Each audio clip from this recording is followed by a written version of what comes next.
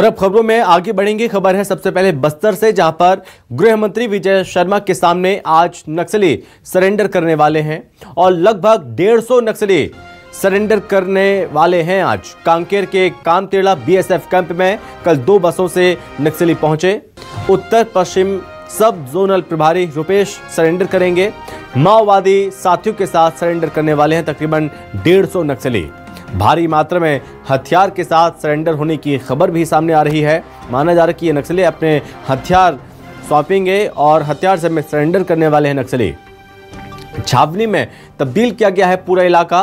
बड़े पुलिस अधिकारी बीजापुर में मौजूद हैं। बता दें कि अप्रैल में रुपेश ने संघर्ष विराम को लेकर प्रेस नोट जारी किया था और अब जो आंदोलन है वो अब धीरे धीरे खत्म होता हुआ नजर आ रहा है। नक्सली आंदोलन खत्म होने की कगार पर है, लेकिन आपको बता दें कि बहुत बड़ी सफलता है जो नक्सलियों के द्वारा सरेंडर किया जा रहा है।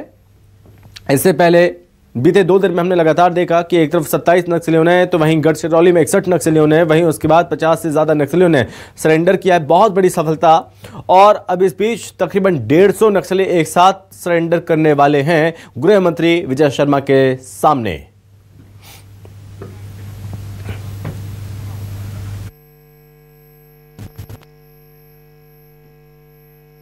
और वहीं इस पूरे मामले पर गृह मंत्री विजय शर्मा का क्या कुछ कहना है आपको। सर,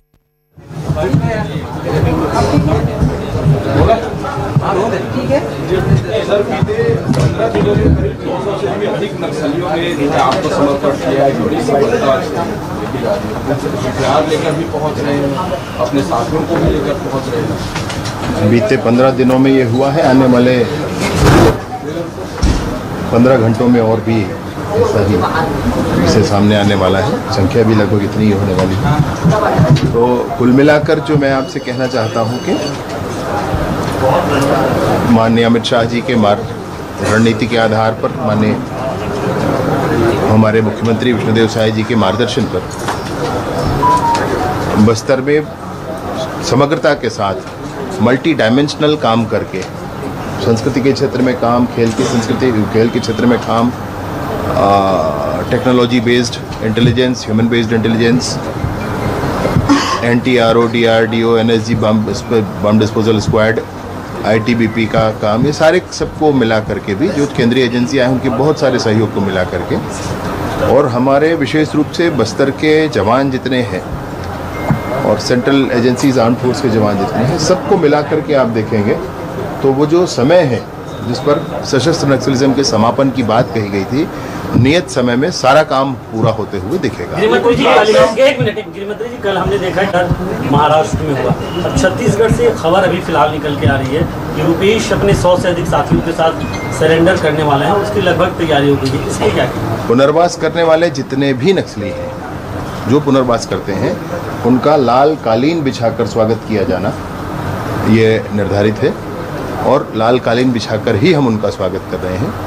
आज के दिनांक पर भी काफ़ी बड़ी संख्या में लोग जो सशस्त्र नक्सली हुआ करते थे वो मुख्य धारा में आ रहे हैं। इसमें काफ़ी लोग हैं।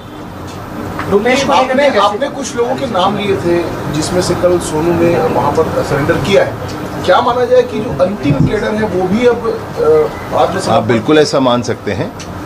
कांकेर का एरिया, माड़ का एरिया, ये लगभग अब सशस्त्र नक्सलिज्म से पूर्णतः मुक्त हुआ जान सकते हैं। अब इसके अतिरिक्त जो शेष अन्य स्थान हैं, दक्षिण बस्तर का स्थान है, वहाँ पर भी अपील सरकार करती है कि आप मुख्यधारा में आएँ, आप जनता के बीच में जाकर के काम करें, जनता के मनोभाव के आधार पर आप बहुमत प्राप्त करके आगे बढ़ें, लोकतंत्र पर आधारित काम करें।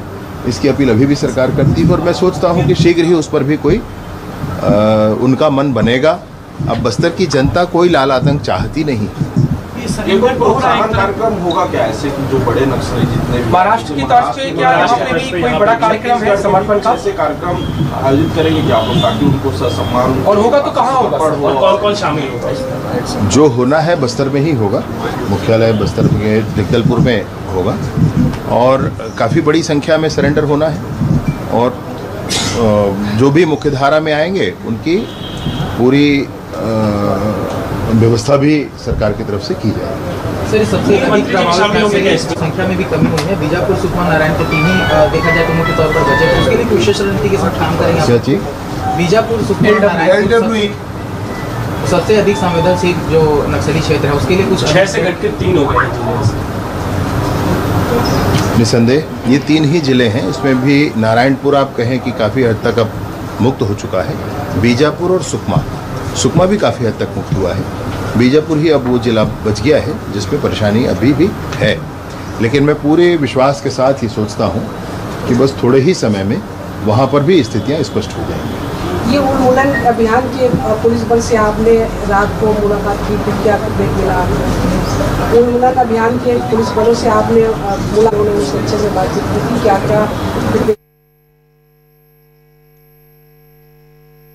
आप यहाँ पर सुन रहे थे डिप्टी सीएम गृह मंत्री विजय शर्मा, और इस बीच ज्यादा जानकारी के साथ सहयोग के हमारे साथ आशुतोष तिवारी जुड़ रहे हैं। आशुतोष, ये बहुत बड़ी सफलता, एक साथ 150 नक्सली सरेंडर करने वाले हैं हथियारों के साथ, क्या जानकारी?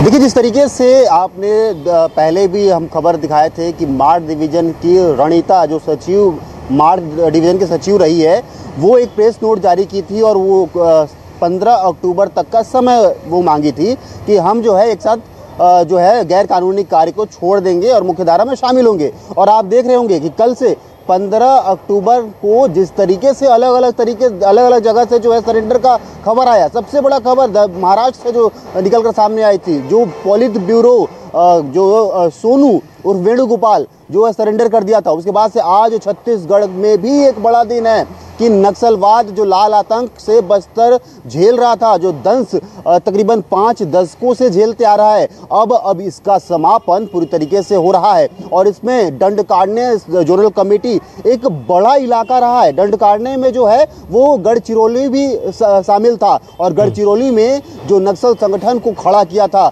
सोनू और वेणुगोपाल, वो हथियार डाल दिया है अपने 60 नक्सलियों के साथ। तो आप समझिए कि अब बस्तर से दंडकारण्य क्षेत्र से अब नक्सलियों का सफाया यहाँ पर तय है। सबसे बड़ा नाम रूपेश जो दंडकारण्य सब जोनल कमेटी का मेंबर रहा है, और इसका अलग अलग नाम भी रहा है, जिसमें जो है टाकालीपल्ली जो वासुदेव राव, इसके अलावा जो है उसका नाम वासु रहा है, और सुजीत रहा है, जो है कोपा रहा है, विनोद रहा है, अलग अलग ये नाम था। और ये जो है AK-47 लेकर चलता था, और इसका जो ये जो है central military of intelligent wing में शामिल था। आप समझिए जो IB जो काम करती है, इंटेलिजेंट ब्यूरो जो काम करता है, वो सूचना तंत्र को मजबूत करने का काम जो है ये रूपेश का था। और ये बड़ा जो है नाम सामने आ रहा है कि ये अपने साथियों के साथ जो है जंगलों से बाहर निकला है। और कल जिस तरीके से पखांजूर में हमने BSF कैंप में देखा था कि किस तरीके से 2 बसों में भर के नक्सलियों को BSF कैंप में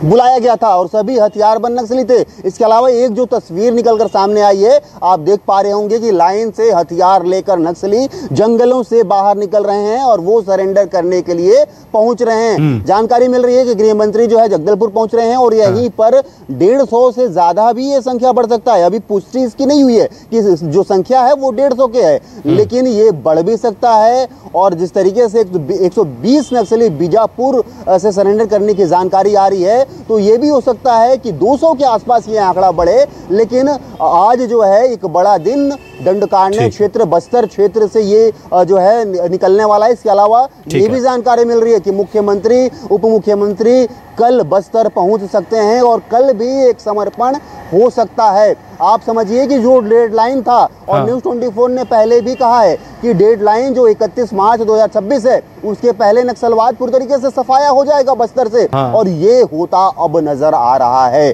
लेकिन एक बड़ा ये भी जो है बात हमको समझना पड़ेगा कि अब तक जो है जो सबसे खूंखार हिडमा था, उसका नाम अब तक सामने नहीं आया है। वो अपनी टीम के साथ कहां पर है, क्योंकि बटालियन नंबर 1 को लीड करता है, वो अब तक सामने नहीं आया है। और रूपेश जिसका नाम आ रहा है कि वो आज सरेंडर करेगा अपने साथियों के साथ, ये भी शांति वार्ता को लेकर आगे जो है बात करता था कि हम हथियार डालेंगे और शांति वार्ता को हम राजी हैं। और ये लंबे समय से जो है ये सरकार से वार्ता करने की कोशिश कर रहा था और ये भी जो है अब मुख्य धारा में जोड़ने पहुंच रहा है। तो आप समझिए कि एक बहुत बड़ा मैसेज है, बस्तर से नक्सलवाद को खत्म करने का एक बहुत बड़ा मैसेज जो है ये सामने आ रहा है। जिस तरीके से महाराष्ट्र में कल इतनी बड़ी बिल्कुल, क्योंकि आपने जिस तरह से जानकारी दी उससे ये तय माना जा रहा है, ये जाहिर है कि नए साल में जो डेडलाइन है, नए साल में सूरज की एक नई किरण निकलेगी एक नई उम्मीद के साथ। फिलहाल बहुत धन्यवाद आपका तमाम जानकारी के लिए आशुतोष। तो माओवादी लगातार सरेंडर कर रहे हैं, ये बहुत बड़ी सफलता है जब उप मुख्यमंत्री के सामने तकरीबन 150 नक्सली एक साथ सरेंडर करने वाले हैं, हथियार भी सौंपेंगे और समाज के मुख्य धारा